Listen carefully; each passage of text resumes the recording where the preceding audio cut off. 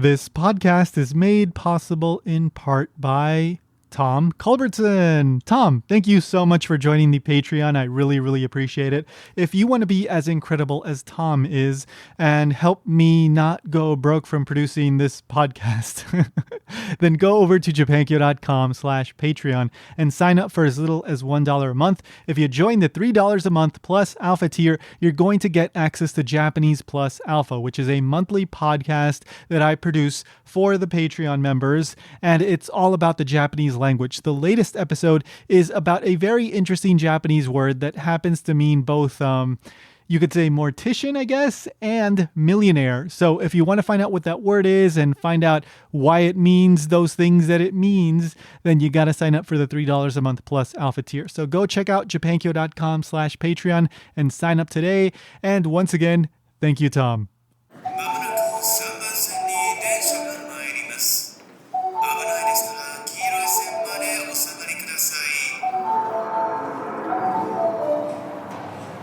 Welcome to Japan Station. I'm your host, Tony Vega.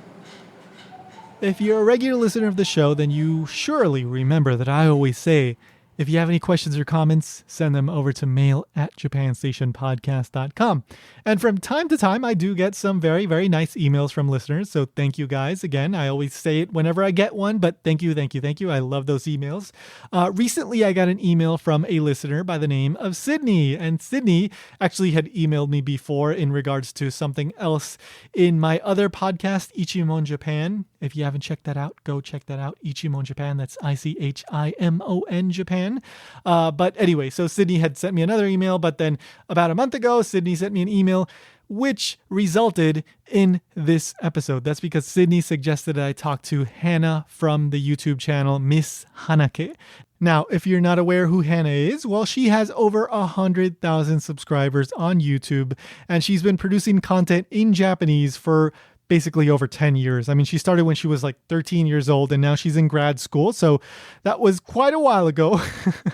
But she produces some really fun content in Japanese, and she's an excellent, excellent Japanese speaker. Just really, really great Japanese. So currently she's in a master's program, and she's at Oxford, and she's essentially in Oxford's Japanese Studies department. I mean, I'm sure Oxford has some fancy name for that, so I'm sorry if I got it wrong, but basically, she's in the Japanese Studies department, and she's focusing on the Japanese language, and she's going to be doing linguistic research for her master's dissertation. She actually did linguistic research for her bachelor's dissertation as well, and so that is going to be one of the focuses of today's conversation. Actually, that's kind of the spark that led Sydney to suggest that I talk to Hannah, because Sydney was listening to the Cwiertka podcast, and Hannah was a guest on that show, and Sydney thought that perhaps I could dig a little deeper into that whole linguistic research aspect of Hannah's background. And well, I did, and I had a great time talking to Hannah. So I hope you have a great time listening to it. So let's get into it. Here is my conversation with Hannah Kentridge, aka MissHanake. The next stop is Japan Station. The doors on the right side will open.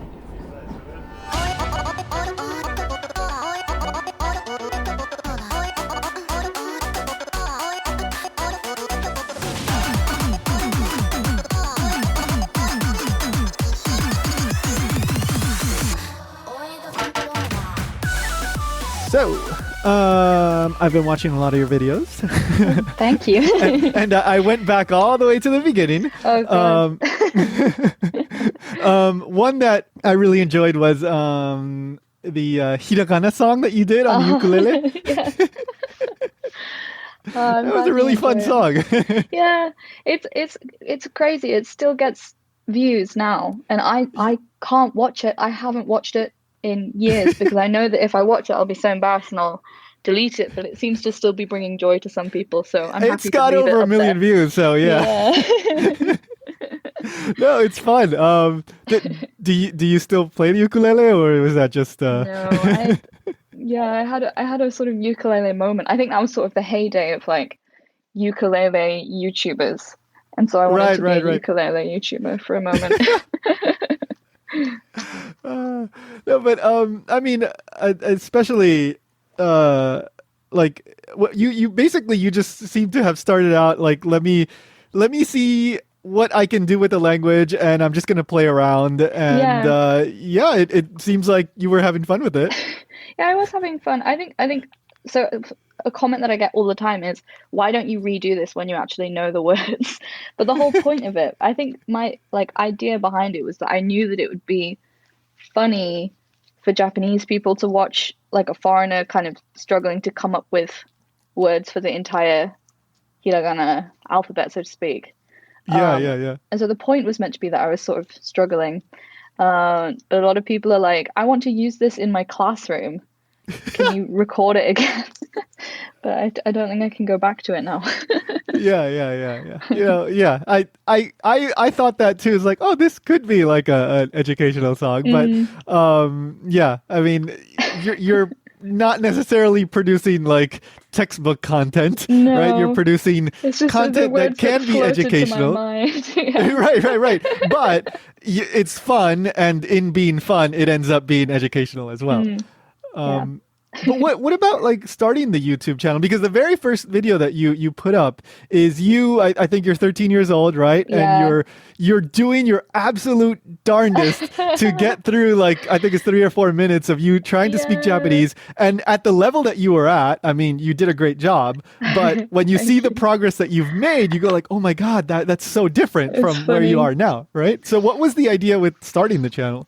Well, so actually, I mean, so there's actually a lot of hidden videos that I Uh-huh. posted when I was 11 or 12 that are me, I don't know, speaking in English, trying to just like be a YouTuber. Like it was just fun. It felt like playing, pretending to be a YouTuber.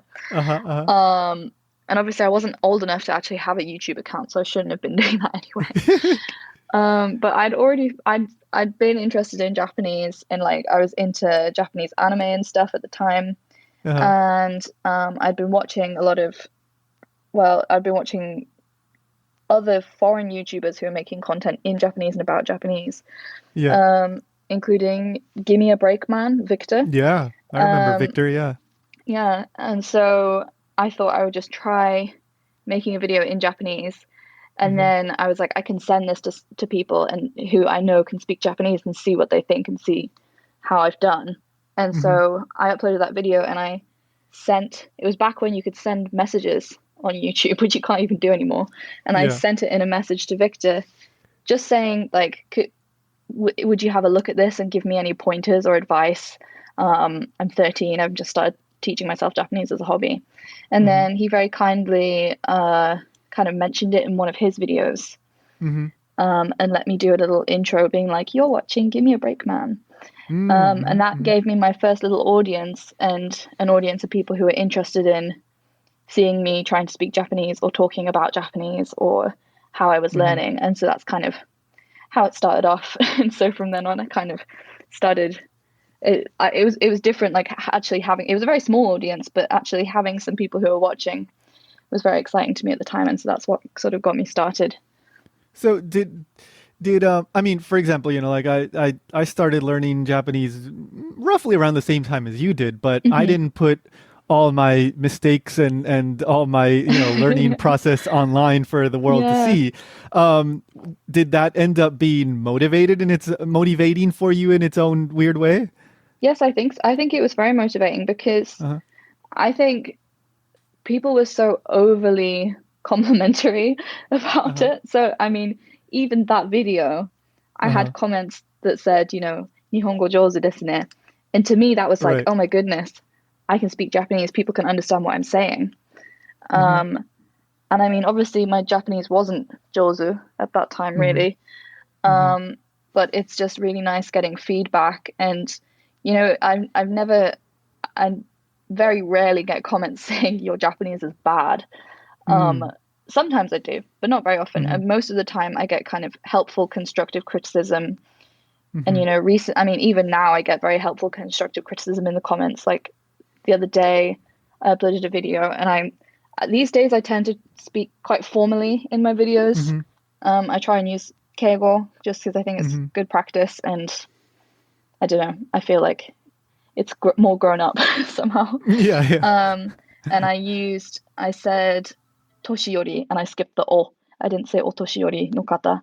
And so I had some comments being like, Hannah, like this isn't a mistake, but it sounds a bit rough to just say toshiyori. You should say otoshiyori no kata or nenpai no kata. Right, right. So I still get very, very helpful advice all the time. But I think the main reason that it was so helpful for me was just hearing myself speak Japanese. And I think that really helped me have a much better ear for intonation and accent. And I think recording, whether you post it on the internet or not, I think recording yourself is a really great exercise in language learning. Especially if you then have to edit the video and listen to yourself over and over and over again. Yeah. Like even with your native language, like I mean, I've had to edit like hours and hours of myself talking for this show, and I realized like, oh, I always say this thing, I should not say it this way. It's like, yeah.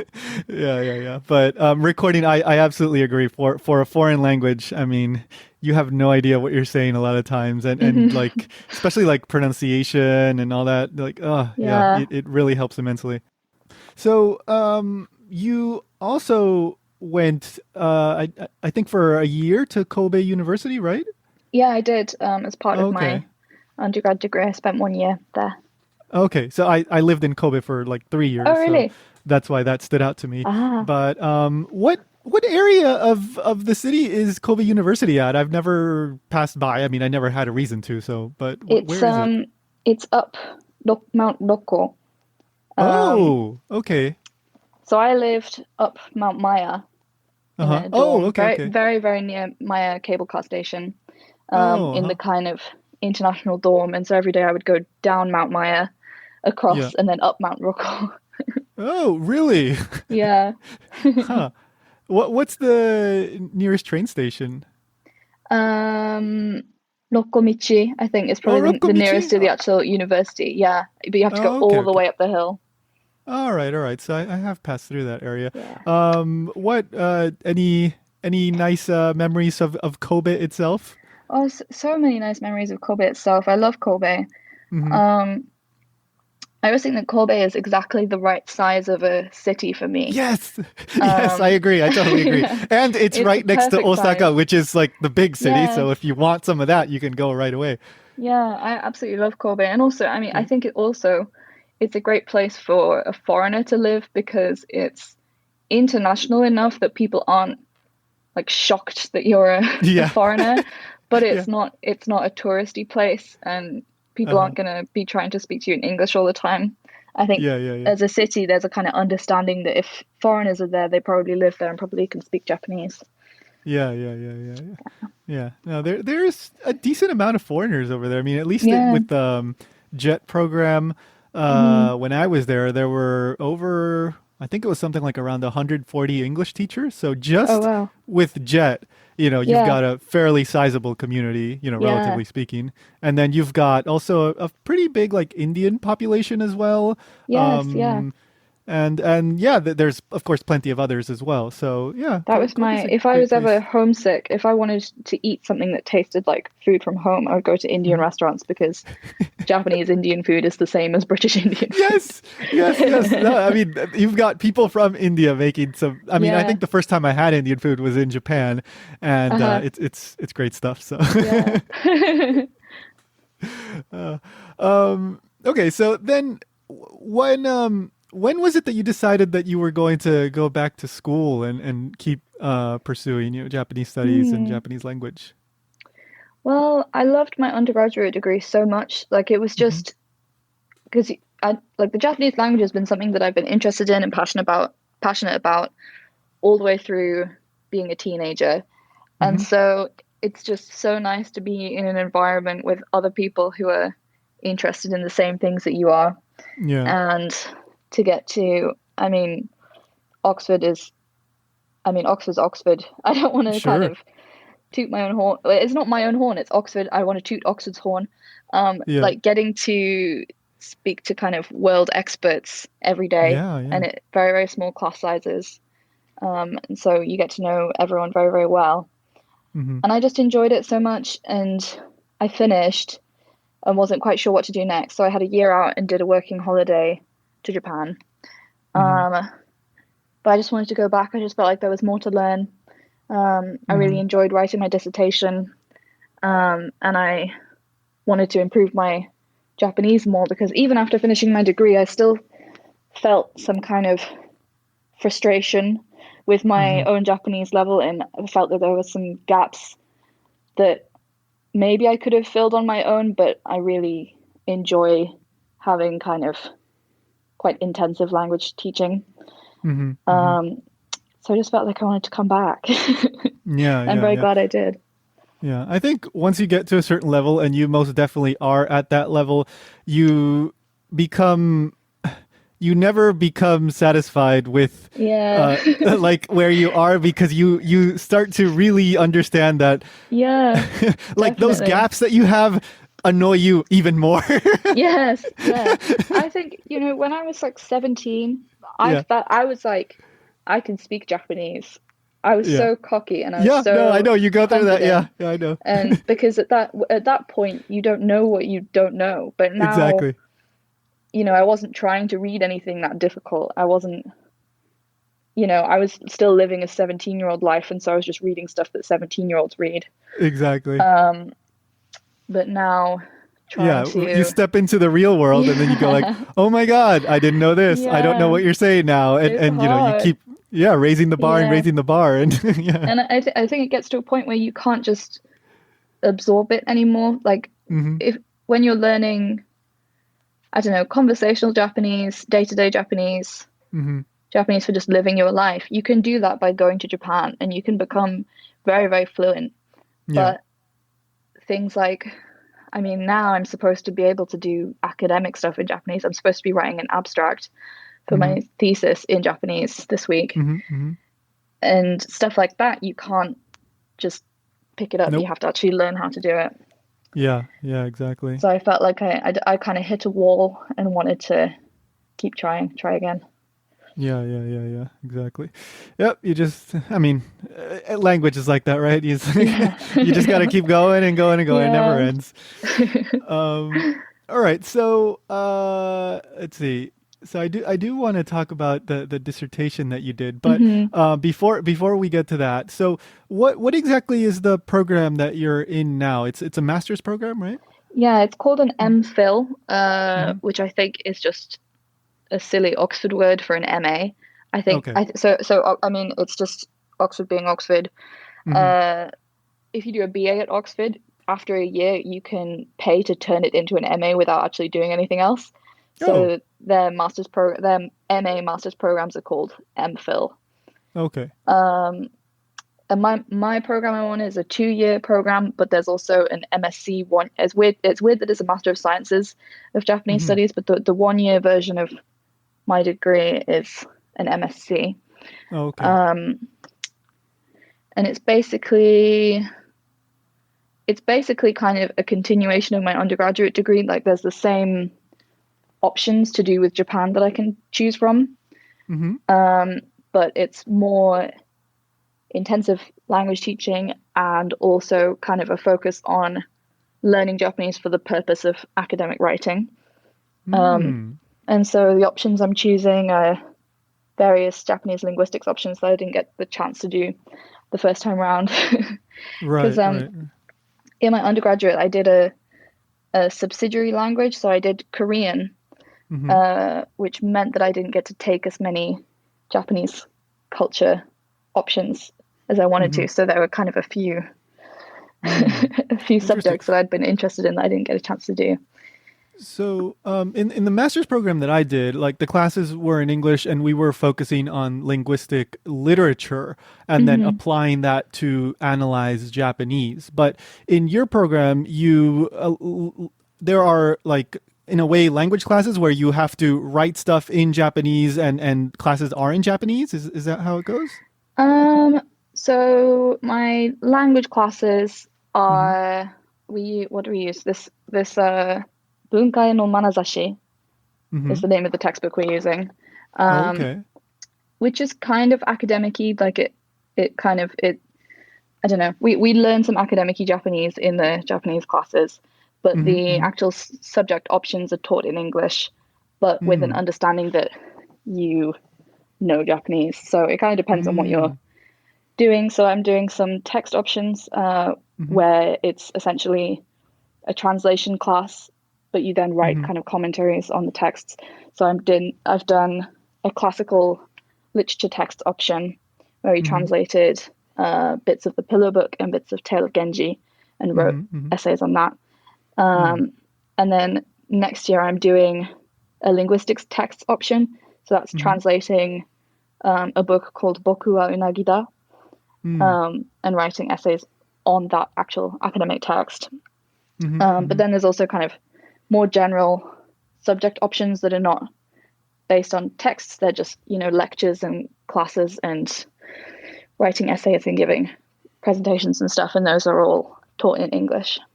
I was watching one video that you uploaded to your channel where you were, I guess this was one of your translation classes, and you did a presentation in Japanese. Yeah. So for the language classes, I think the ultimate goal is to get you to a point where you're comfortable using Japanese in an academic setting. So that was just kind of that was just a practice thing to kind of teach us how to give an effective presentation in Japanese. But at the end of last term, I had to give a presentation about my research proposal. And then this term, I have to give a presentation about how, just in general, how my dissertation is going so far. And that's actually graded and counts towards my degree. Okay. And that would be in English or in Japanese? In Japanese. Oh, okay. Awesome. But the final dissertation would be in English? Yeah. Okay. Yep. So, all right. So before we get to, what your plans are, future research and all that, I do want to discuss the dissertation. I read the whole thing. Yeah. Very interesting. So let's begin with this, idea concept of one kotoba. What is that? Can you explain that for us?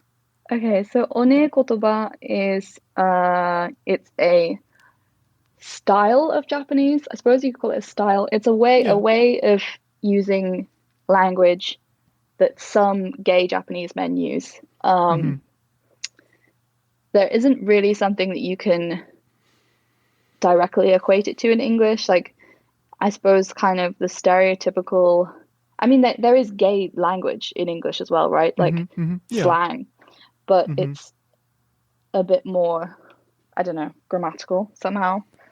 I think in English it relies so much more on like what they would call the prosodic features, right? Where it's the intonation and like the way you say things rather than the actual words themselves, right? Yeah. Yeah. So my dissertation was on one kotoba and how Japanese gay men use one kotoba on the internet, and specifically on the anonymous forum 5 channel. Yeah. So that was fun. I had read, so I had done a text option on Japanese linguistic variation. And so in that, we kind of started talking about gendered language in Japanese. And I just found that really, really interesting. And then one of the papers was about, I think it did mention one kotoba in those papers, but what was really interesting to me was this paper by Hideko Abe, who wrote about lesbian language in the gay bars in Shinjuku. But I thought it was too difficult to write about lesbian language because not much has been written about it. Yeah. And one kotoba is just really interesting in itself. Yeah. Like, one is this kind of euphemistic term for a gay man, I guess. Yeah. Like, it comes from one-san, right? Like older sister. Yeah, which that's an interesting term in and of itself. But like this idea of the very effeminate, flamboyant, like gay man is very, it's very widespread in Japanese media, right? Yeah. But lesbians, they're not so public. Like, it seems like it would be more difficult to gather materials to do research unless you had some sort of personal connection. Yeah. So, I think Yeah, I don't know. I mean, I think the assumption is that Mm-hmm. lesbians don't have a special way of talking, but Abe Mm-hmm. Hideko kind of proved that wrong Yeah. because in her paper, like she realized that there were lesbians who were referring to themselves as ore or boku, which Right. I Right. mean, some straight women do as well, particularly young girls. It was kind of a, I don't know if it's still kind of cool, but I think it was Mm-hmm. cool for a while. Mm-hmm. Um, but it's, I mean, obviously now I can't go and do in-person research, and Yeah. Yeah. Yeah. there hasn't been much written about lesbian language. But I mean, so this time for my new thesis that I'm starting Mm-hmm. research on, I want to look at LGBTQ language on Twitter, and Mm-hmm. hopefully not just look at gay men, but look at um, people with different gender identities and look at lesbians and bisexual people and all sorts, and Mm-hmm. kind of, I don't know, more generally analyze their use of language. Right, right, right. So, well, with Yone Kotoba, I mean, you tried to, you did interviews and you looked at also internet language, and your Hmm. theory was that in internet language, some of these classically considered like women's language features would be more prominent, right? Yeah, I think, I mean, so that dissertation really wasn't very scientific. It's very qualitative. Mm-hmm. I mean the most quantitative it got was me just literally counting instances of, for Mm-hmm. example, wa or noyo in Mm-hmm. a particular thread. And obviously I couldn't compare because it was an anonymous forum. Mm-hmm. I couldn't compare those individuals' use of language to their use of language in reality. And I couldn't go to Japan. Mm-hmm. Um, and so I just kind of compared it to a few videos. Like Right, these right. YouTubers who I interviewed, I kind of made notes of how much One kotoba they used in their videos. And they would, I mean, you would definitely describe them as people who use One kotoba a lot. Mm-hmm. Mm-hmm. But compared to the frequency of all of these kind of, I don't know what to call them, One kotoba words. Instances. Yeah.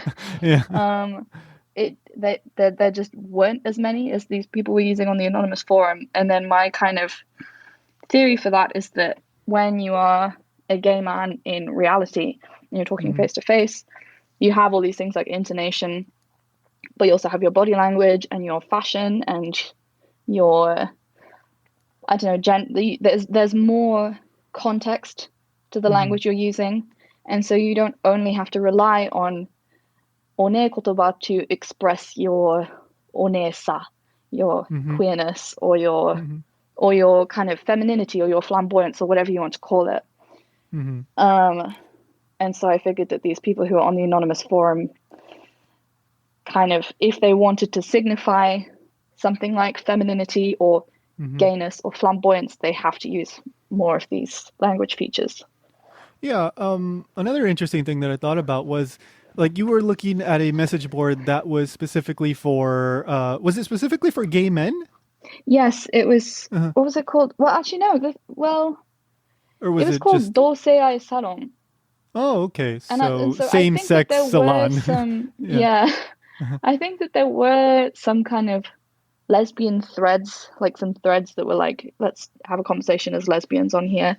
Hmm. But I think Five Channel in general is mostly used by men anyway. Mm, yeah. Yeah. And there was like one instance where there was someone who asked a question and didn't use very queer sounding language. Uh-huh. Um, it was basically, I think they'd asked something like, does gay sex feel good?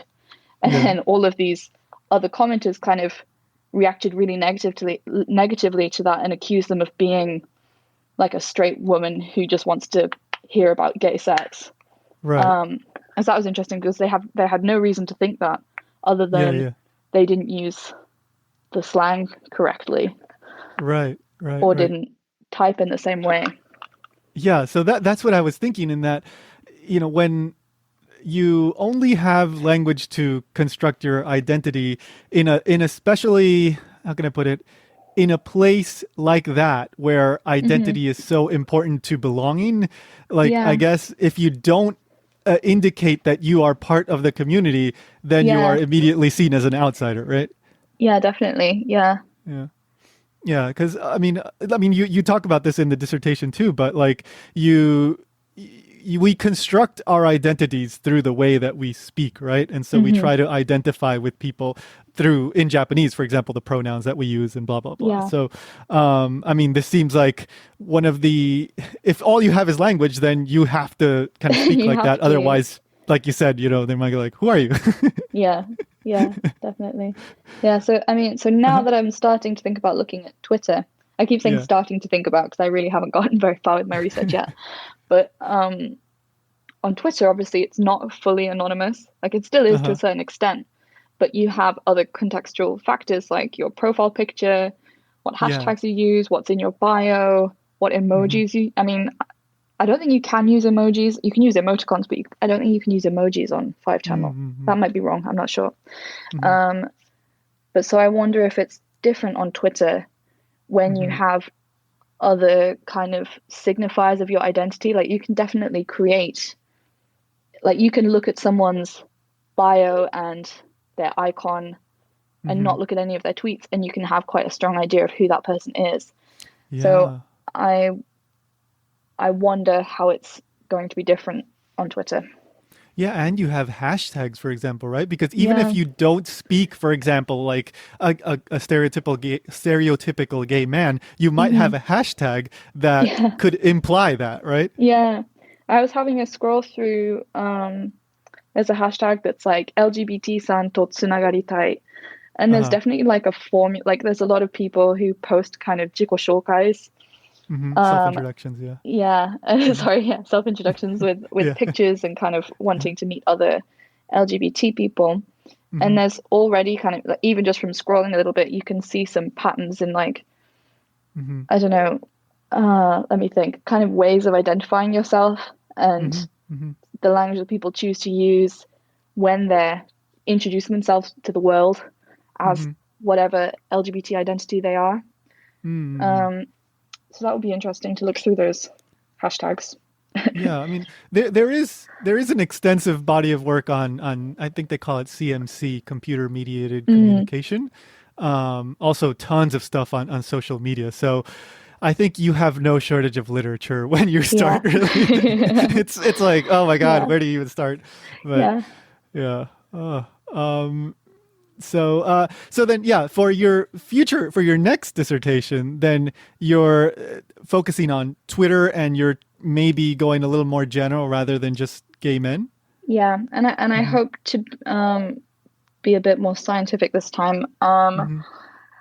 I started trying to learn R. It's part of my degree because we have to do like research methods classes, and so we had Hmm. to kind of learn basic quantitative methods for social scientists. So it's basically just like Right, right. baby statistics for social scientists. And so Yeah, for that, yeah, we yeah. learned a little bit of R, Hmm. um, which I thought would be helpful. But actually, I need to kind of I need it's there's things that I want to do a bit more specific. So I kind of hope to be able to program something that can Right. help me troll Twitter and extract tweets as data that then I can Yeah. analyze in a more quantitative way, Right, right, right. which is a bit daunting for me. Yes.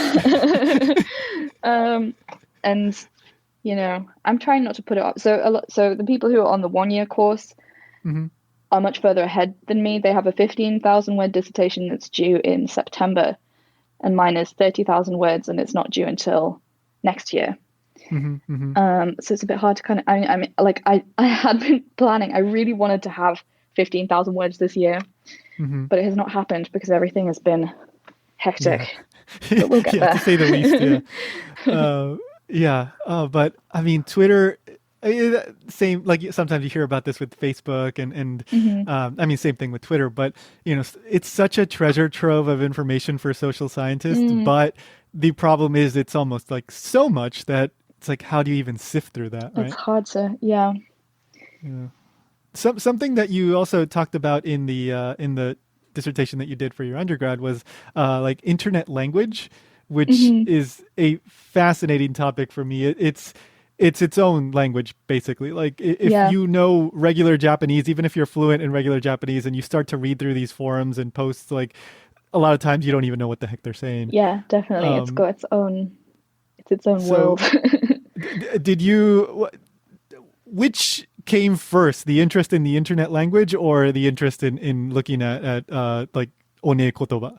I think internet language came first because I Mm-hmm. mean, I always was interested in Japanese internet slang. So much Mm-hmm. of my early Japanese study was Mm-hmm. done through Twitter. Like I was Yeah. just tweeting. So a lot of I would tweet in very simple sentences, but I already had a basic understanding of, you know, writing the letter W to mean laughing Right. and Right. things like that. So I was always interested in it. And I remember kind of discussing with my supervisor, like trying to figure out what topic I wanted to do. And obviously, Japanese internet language is such a broad topic, Mm-hmm. and hard to narrow it down. But then I just enjoyed that linguistic variation option that I did so much, Mm. that I thought it would be an interesting kind of crossover of fields. Yeah, I think that's probably a big research gap. I Yeah. mean, how many Western, linguists and researchers have looked into that rabbit hole? I mean, probably. Yeah. I've never seen it before. Like, I mean, I think your paper was the first one that I saw that addressed it in any sort of more direct way. One example that I found pretty interesting that I don't think I was familiar with was homa. Homa is this kind of like nonsensical like sentence final particle, right? Like kind of like Yeah. ne or yone, right? But it's homa and it doesn't mean anything apparently. Yeah, it's been so long since I've read my own dissertation. I should have read it before doing this. Yeah, Yeah. I think that I came to the conclusion that it was a speech pattern of this kind of character. Like it came together with a certain kaomoji. Mm-hmm, mm-hmm. And I couldn't quite figure out how to put in words what it seemed. I mean, I didn't really understand what it was supposed to be representing, but Right. yeah, and I only seem to come across it on these Dosei Sarong forums. Yeah, yeah, yeah. And I never quite figured out what that was about. There's Yeah. still many mysteries. I mean, maybe if I asked, maybe I don't know. I think in an ideal world, I would have been able to interview people who I knew used this website, but Right. Yeah. because it's anonymous and because I don't have access to like a network of gay Yeah, men. yeah, yeah.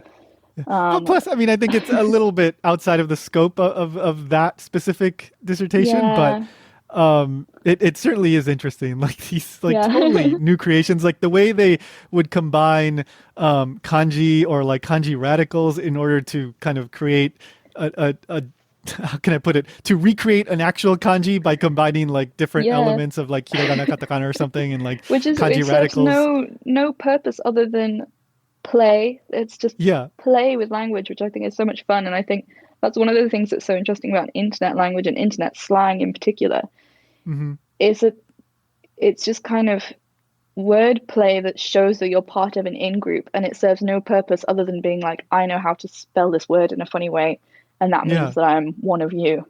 Yeah. Yeah. Yeah. Which is very fun. Yeah, I mean that, like I said, that's always been a really interesting area for me, but it's always been like too intimidating for me to even try. It's like I know immediately I'm not going to do it right, so it's like, what's the point? So, what about like yourself? Given that I think the average person doesn't consciously think that in speaking they are constructing an identity for themselves, but now that you have seen this, now that you have entered this world, Yeah. do you think a lot about your own language, especially when you're speaking Japanese, and like what you're saying, and have you made adjustments? Are you thinking about that Yeah. at all? Well, definitely. I mean, in English, I mean, I've always been interested in people's accents and people's reasons for speaking the way that they speak. And I've been particularly thinking about my own accent because I'm from the north. Hmm. And I feel like whenever it doesn't happen very much when I meet people from other countries, but when I meet other British people and I say, oh, I'm from Durham, I feel like I have to explain myself because I don't sound like I'm from Durham, Uh-huh. because I sound like a posh person from Durham. Uh-huh. Um, and I feel like I end up having this whole conversation where I'm like, the reason I speak like this is because my parents are from here and here, and they have this job, and I'm from this Mm-hmm. part of Durham. Right, right, And right. and when I first came to Oxford, there was like a part of me that kind of wanted to be more northern. Mm-hmm. Um, and so there's things like I used to kind of switch between short A's and long A's in words like Mm-hmm. path, bath. I used Mm-hmm. to occasionally say things like path or dance. Right. Um, but then I came to the south and I was like, well, I'm a northerner, so I have to only use the short A's. And I that was a conscious change, but now it's stuck, and now I don't use long A's anymore for those things. Um, Mm-hmm. in Japanese, I don't really know. I feel like I try to speak. I think I speak much more politely in Japanese than I do in English, Mm-hmm. because usually I'm in a setting in Japan where I feel like I need to be polite because I'm like Mm-hmm. the foreigner, or I'm younger than everyone, or I don't know. I also think I'm Mm-hmm. more feminine in Japanese. Um, Mm-hmm. but I suppose like speaking in English, there's not that much. There's not much that I think I'm consciously deciding to.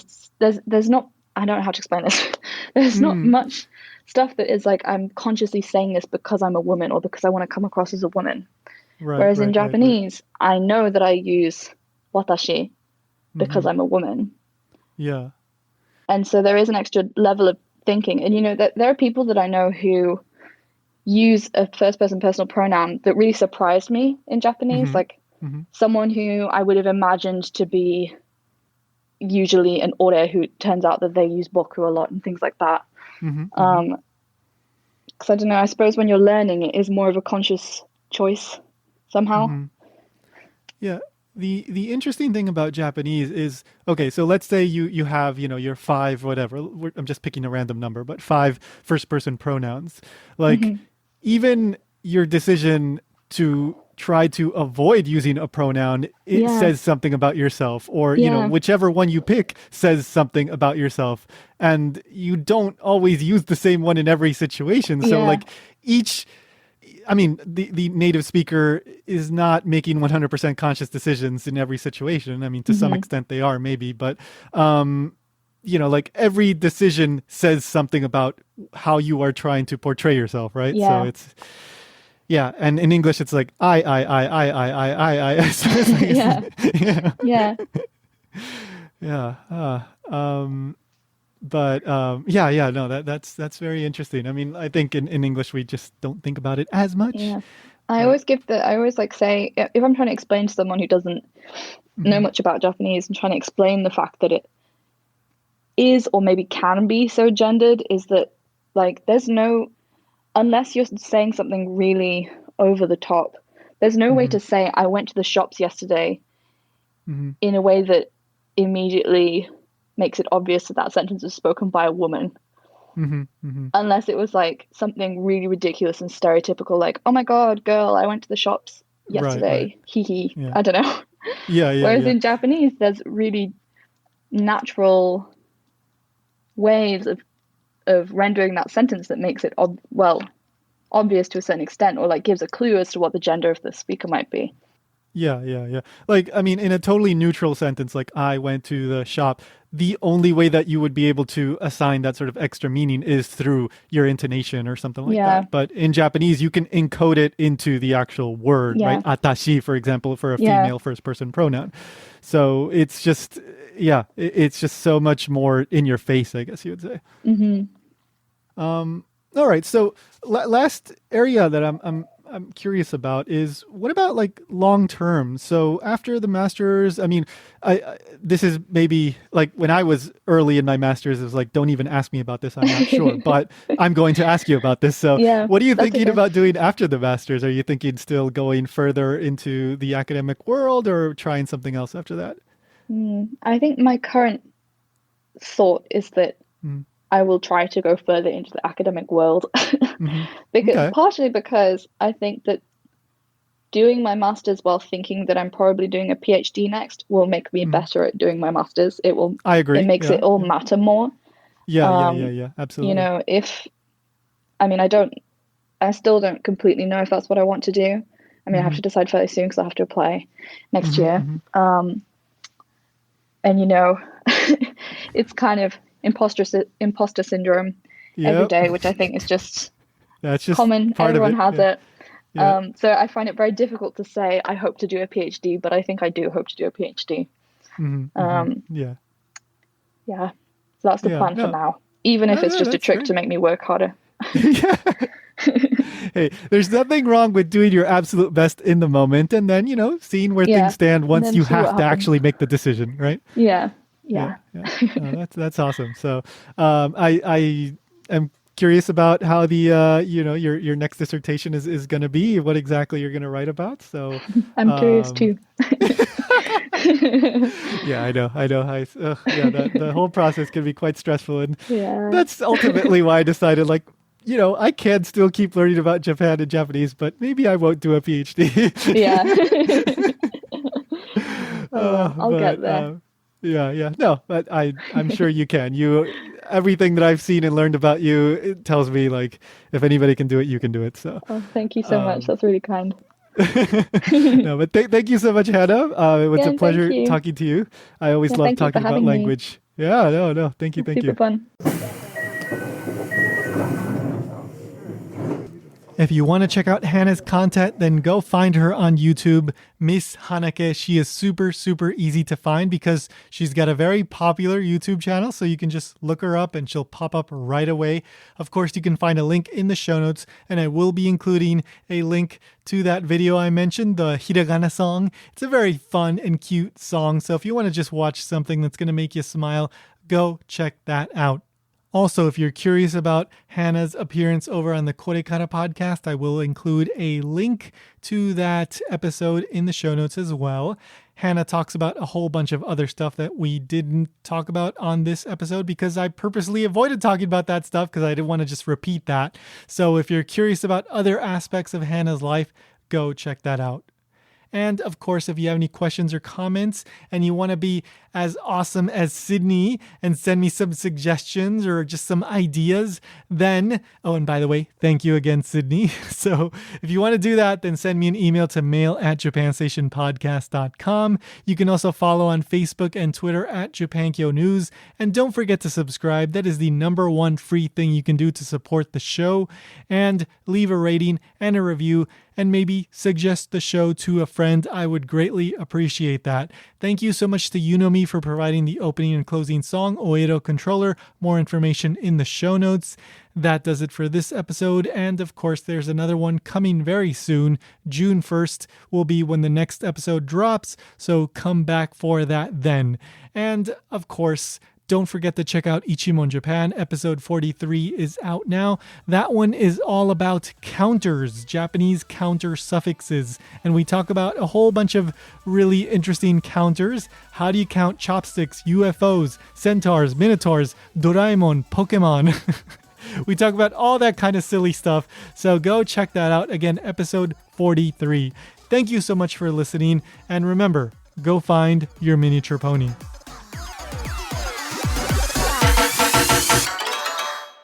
Just do it!